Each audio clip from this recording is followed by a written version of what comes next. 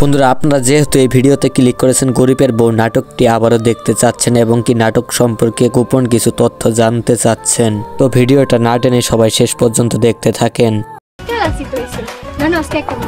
গরিবের বউ নাটকটির প্রথম পর্ব নিয়ে আজকে কিছু কথা বলবো।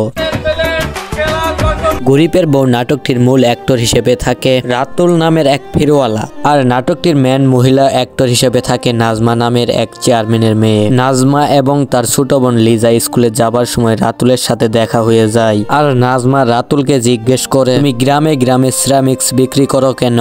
তখন রাতুল কি বলে, চলুন দেখে আসি। আমরা গরিব, আব্বা এই ব্যবসা করতো। রাতুলের বাবা এই ব্যবসাটা করত, আর তার বাবা মারা যাওয়ার পর থেকে রাতুলকে এই ব্যবসাটা বেছে নিতে হয়। এই ছোটখাটো একটা ব্যবসা করে তার লেখাপড়ার খরচ চালাইতে হয়। আগে তো কোনোদিন এই কথা বলো নাই।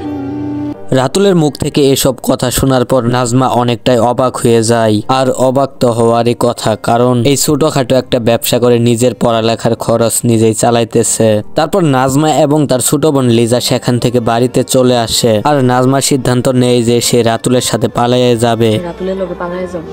আপা, তুমি এটা কি কইতাছো? নাজমা এই কথাটা তার ছোট বোন লিজাকে বলার পর লিজা অনেকটাই অবাক হয়ে যায়, আর সেদিন রাতের বেলায় রাতুল বাগানে অপেক্ষা করতে থাকে। রাতুল বাড়ির পাশে বাগানে অপেক্ষা করতে থাকে, আর অন্যদিকে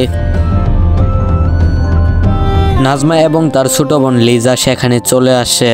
আর রাতুল নাজমাকে বারবার জিজ্ঞেস করতে থাকে, নাজমা তুমি কি কাজটা ঠিক করতেছো? আমি হলাম সাধারণ ফেরিওয়ালা, আর তোমার বাবা হলো চেয়ারম্যান। তুমি একজন চেয়ারম্যানের মেয়ে হয়ে একজন ফেরিওয়ালার সাথে পালিয়ে যাবা? এসব কথা রাতুল বলার পরেও নাজমা তার সাথে পালিয়ে গেল। আর অন্যদিকে তার ছোট বোন লিজা বাড়িতে চলে আসে এবং তার বাবা মাকে ডেকে তুলে।